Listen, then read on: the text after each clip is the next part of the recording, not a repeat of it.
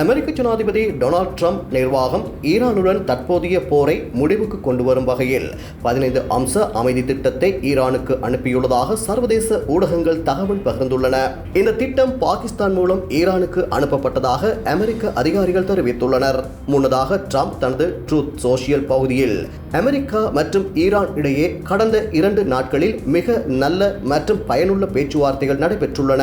மத்திய கிழக்கில் உள்ள எதிர்ப்புகளை முழுமையாக முடிவுக்கு கொண்டு வருவது குறித்து விரிவான விவாதங்கள் நடந்துள்ளன என்று கூறியுள்ளார். மேலும் ஈரான் அணு ஆயுதம் வைத்திருக்காது என்பது திட்டத்தின் முதல் 2-3வது முக்கிய புள்ளிகளாக இருப்பதாக அவர் வலியுறுத்தியுள்ளார். அதன்படி அணு நிகழ்ச்சி நிரல், ஈரானின் அணு திட்டத்தை முழுமையாக களைதல், யுரேனியம் செறிவூட்டலை நிறுத்துதல், 3 முக்கிய அணு தளங்களை அகற்றல், 5 ஆண்டுகளுக்கு ஏவுகணை திட்டத்தை நிறுத்துதல் அல்லது கட்டுப்படுத்தல், ஹார்மோஸ் நீரிணை சர்வதேச கப்பல் போக்குவரத்துக்கு முழுமையாக திறக்க வேண்டும், ஹெஸ்புல்லா, ஹமாஸ் உள்ளிட்ட பிராக்சி குழுக்களுக்கு ஆதரவை நிறுத்துதல், கடல் வழிகள் பாதுகாப்பு, ஏவுகணை வரம்பு கட்டுப்பாடுகள் என குறிப்பிடப்பட்டுள்ளது. இதன்படி ஈரான் இந்த திட்டத்தை ஏற்றுக்கொண்டால் அமெரிக்கா முழு பொருளாதார தடைகளை நீக்குதல், புஷேர் அணுமின் நிலையத்துக்கு உதவி, முன்பு நீக்கப்பட்ட ஐநா தடைகளை மீண்டும் விதிக்கும், ஸ்னாப்பேக் வழிமுறையை நீக்குதல் உள்ளிட்ட சலுகைகளை வழங்கும் என்று தெரிவிக்கப்பட்டுள்ளது. தற்போதைய நிலைப்படி ட்ரம்ப் ஈரானின் எரிசக்தி உட்கட்டமைப்பு மீதான தாக்குதலை 5 நாட்கள் தற்காலிகமாக நிறுத்தியுள்ளார். இருப்பினும் ஈரான் இந்த பேச்சுவார்த்தைகளை பொய்யான செய்தி என்று மறுத்துள்ளது. போர் தொடர்கிறது என்றும் ஹார்மோஸ் ஜலசந்தியை நட்பு கப்பல்களுக்கு மட்டும் திறக்கும் என்றும் ஈரான் தெரிவித்துள்ளது.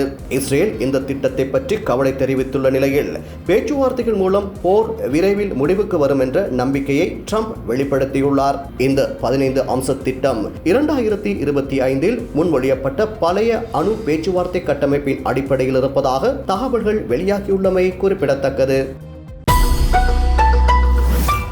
ஈரான் ஹார்மோஸ் நீரிணை மீது தனது கட்டுப்பாட்டை அமைதி ஒப்பந்தம் எட்டப்படும் வரை தொடரும் என்று தெளிவுபடுத்தியுள்ளது.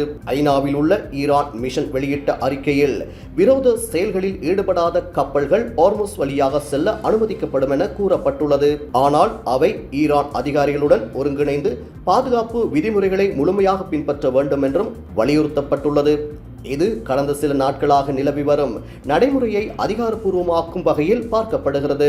அதாவது பல நாடுகள் மற்றும் நிறுவனங்கள் தங்களது கப்பல்களுக்கு பாதுகாப்பான கடத்தல் அனுமதி பெற ஈரானுடன் மறைமுகமாக ஒப்பந்தம் செய்து வருகின்றன. அண்மையில் சீனா, இந்தியா மற்றும் பாகிஸ்தான் ஆகிய நாடுகளின் கப்பல்கள் வெற்றிகரமாக இந்த நீரிணையை கடந்து சென்றுள்ளன. பொதுவாக பயன்படுத்தப்படும் ஓமான் அருகிலுள்ள குறுகிய கடல் வழித்தடங்களை தவிர்த்து தற்போது கப்பல்கள் வடக்கு பகுதியாக லராக் தீவு அருகே உள்ள ஈரான் கடல் எல்லைகளில் வழித்தடம் மாற்றி செல்கின்றன. இதன் மூலம் கடல் போக்குவரத்தை ஈரான் கண்காணித்து கட்டுப்படுத்த முடிகிறது.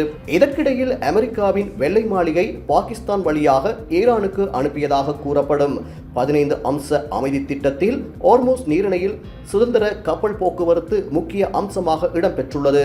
ஆனால் இந்த ஒப்பந்தம் இன்னும் எட்டப்படாத நிலையில் இந்த முக்கியமான கடல் பாதையில் அதிகபட்ச கட்டுப்பாடுகளை தொடர்ந்து பயன்படுத்தும் என்று ஈரான் தெளிவுபடுத்தியுள்ளமை குறிப்பிடத்தக்கது.